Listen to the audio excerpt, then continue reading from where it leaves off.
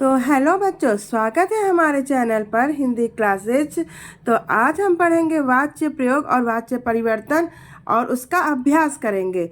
तो अभ्यास करने से पहले बच्चों वाच्य प्रयोग और वाच्य परिवर्तन के बारे में जान लीजिए, क्योंकि और ये बहुत ही सरल और आसान सा टॉपिक है। इसके बारे में जानकारी रखते हैं तो आप इसका अभ्यास बहुत ही सरलता से कर लेंगे, जो एग्ज़ाम के लिए बहुत ही इम्पोर्टेंट है। तो चलिए देखिए, वाच्य क्रिया का वह रूप या प्रकार है जिससे पता चलता है कि क्रिया कर्ता के अनुसार हुआ है या कर्म के अनुसार हुआ है या भाव के अनुसार, उसे हम वाच्य कहते हैं। वाच्य प्रयोग, तो यहाँ पे देखिए, वाक्य में क्रिया के लिंग वचन पुरुष का अध्ययन क्या कहलाता है? वाक्य में किसका अध्ययन? क्रिया क्रिया के लिंग वचन पुरुष का अध्ययन वाच्य प्रयोग कहलाता है। वाच्य प्रयोग कितने प्रकार के होते हैं? 3 प्रकार के होते हैं, कर्तार्य प्रयोग, कर्मार्य प्रयोग और भाव्य प्रयोग। अब यहाँ पे देखिए, ये सबको पता होगा। यहाँ देखिए, जैसे कर्तार्य प्रयोग किसे कहा जाता है? जब वाक्य की क्रिया के लिंग वचन पुरुष कर्ता के लिंग वचन पुरुष के अनुसार हो। किसके किसके अनुसार? कर्ता के लिंग वचन और पुरुष के अनुसार वो कर्तार्य प्रयोग होता है। मोहन अच्छी पुस्तक के पढ़ता है, तो ये कौन सा प्रयोग हुआ? कर्तार्य प्रयोग। अब देखिए कर्मार्य प्रयोग, तो जब वाक्य की क्रिया के लिंग वचन और पुरुष कर्म के लिंग वचन पुरुष के अनुसार हो तब कर्मार्य प्रयोग होता है। जैसे सीता ने पत्र लिखा, तो सीता ने क्या लिखा? पत्र लिखा, तो यहाँ पे कर्मार्य प्रयोग हुआ। भाव्य प्रयोग, जब वाक्य में क्रिया के लिंग वचन पुरुष कर्ता कर्म के लिंग वचन पुरुष के अनुसार न होकर एक वचन पुल्लिंग अन्य पुरुष में हो। कहाँ पे? न कर्म के अनुसार हो न कर्ता के अनुसार हो। किसके अनुसार हो? एक वचन पुल्लिंग अन्य पुरुष में हो तो वो भाव्य प्रयोग होता है। जैसे मुझसे चला नहीं जाता, तो वो वहाँ पे कौन सा वाच्य हो गया? भाव्य प्रयोग हो गया। अब देखिए वाच्य के भी भेद, जैसे वाच्य प्रयोग के 3 भेद, वैसे वाच्य के भेद भी 3 होते हैं, कर्तृवाच्य, कर्मवाच्य और भाववाच्य। तो वो भी उसी तरह है। जैसे देखिए, कर्तृवाच्य, क्रिया के उस रूपांतर को कर्तृवाच्य कहते हैं जिससे वाक्य में कर्ता की प्रधानता का बोध हो।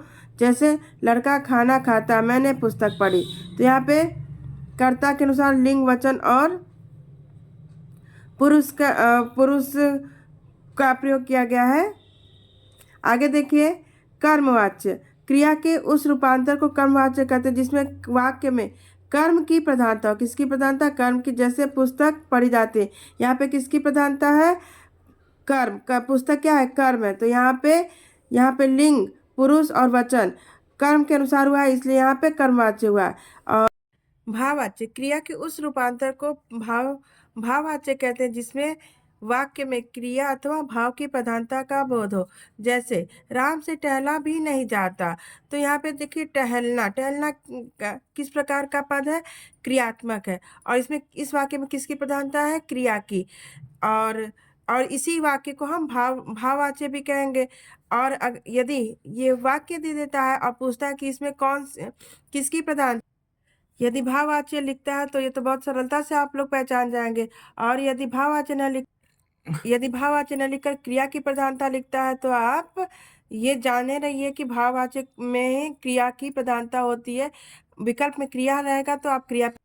दूसरा एग्जाम्पल है, मुझसे बैठा नहीं जाता, तो यहाँ पे बैठा क्रिया है और धूप में चला नहीं जाता। तो इस प्रकार ये तीनों उदाहरण भाववाच्य के वाच्य है। अब देखिए, अब चलिए अभ्यास किया जाए।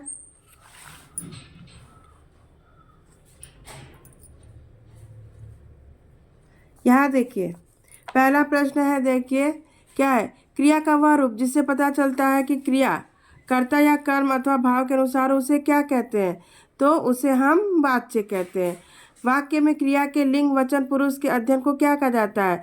तो वाक्य में क्रिया के लिंग वचन पुरुष के अध्ययन को हम वाच्य प्रयोग कहते हैं। क्या कहते हैं? वाच्य प्रयोग कहते हैं। वाच्य प्रयोग के कितने भेद हैं? वाच्य प्रयोग के 3 भेद हैं। निम्नलिखित में कौन सा वाच्य प्रयोग का भेद है? तो उपयुक्त सभी वाच्य प्रयोग के भेद हैं। ठीक, जब वाक्य की क्रिया के लिंग वचन रूप कर्ता के लिंग वचन रूप पुरुष के अनुसार हो तो उसे क्या कहते हैं? क्या हो जाएगा, कर्तार्य प्रयोग होगा। मोहन अच्छी पुस्तकें पढ़ता है, तो यह किस प्रकार का वाच्य प्रयोग है, यह कर्तार्य हो गया। जब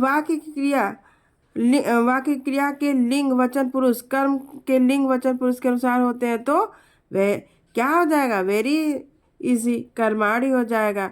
ठीक, क्योंकि यहाँ पे क्या दिया, कर्म के लिंग वचन पुरुष के अनुसार हो।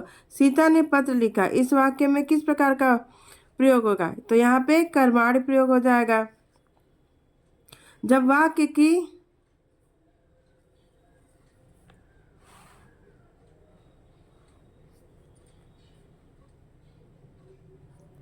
जब वाक्य की क्रिया के लिंग वचन पुरुष एक वचन पुल्लिंग तथा अन्य पुरुष में हो, तो उसे क्या कहते हैं, तो यहाँ पे देखिए फिर से, जब वाक्य क्रिया के लिंग वचन पुरुष एक वचन अन्य पुरुष में हो, तो अभी अभी बताया गया है, तो वो क्या हो जाएगा, भावे प्रयोग हो जाएगा। आगे देखिए, मुझसे चला नहीं जाता, इस वाक्य में किस प्रकार का वाच्य हो जाएगा, तो इसमें हो जाएगा भावे प्रयोग हो जाएगा।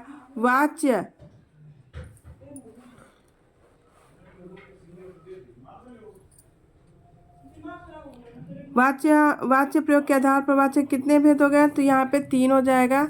यहाँ देखिए, निम्नलिखित में से कौन सा वाच्य का भेद है, तो उपयुक्त सभी हैं। क्रिया के जिस रूपांतर से वाक्य में कर्ता की प्रधानता का बोध हो, वह क्या कहलाता है, तो क्रिया के जिस रूपांतर कर्ता का बोध हो, वहाँ पे क्या हो जाएगा, कर्तृवाच्य हो जाएगा। यहाँ देखिए, क्रिया के जिस रूपांतर से वाक्य में कर्म की प्रधानता का बोध हो, क्या हो जाएगा, कर्मवाच्य। क्रिया का वह रूपांतर जिससे वाक्य में क्रिया अथवा भाव की प्रधानता का बोध हो, उसे कहा जाता है, तो क्रिया का वह रूपांतर जिससे वाक्य में क्रिया अथवा भाव की प्रधानता हो, क्या हो जाएगा, भाववाच्य हो जाएगा। पुस्तक पढ़ी जाती है, इस वाक्य में वाच्य का कौन सा भेद हो जाएगा, पुस्तक पढ़ी जाती है, तो ये सीधे सीधे कर्मवाच्य। धूप में चला नहीं जाता, क्या हो जाएगा, भाववाच्य। राधा कहानी सुनाएगी, इस वाक्य का कर्म में सही रूप होगा, यानी इसमें क्या सही हो जाएगा, राधा द्वारा कहानी सुनाई जाएगी। इसके अलावा बहुत सारे प्रश्न हैं, आप लोग खुद इसका अभ्यास करिएगा। अगर और कुछ भी डाउट हो तो कमेंट करिएगा, लाइक कीजिए, सब्सक्राइब कीजिए। धन्यवाद।